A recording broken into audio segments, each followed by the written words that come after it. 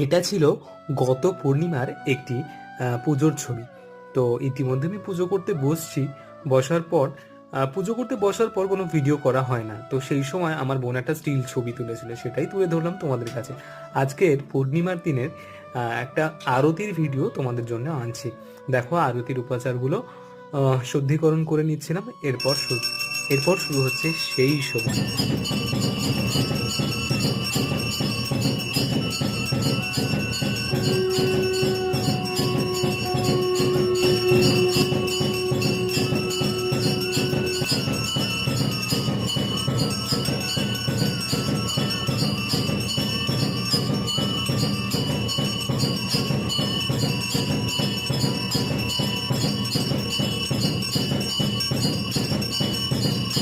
ভিডিওটা ভালো লাগলে অবশ্যই লাইক কমেন্ট করো।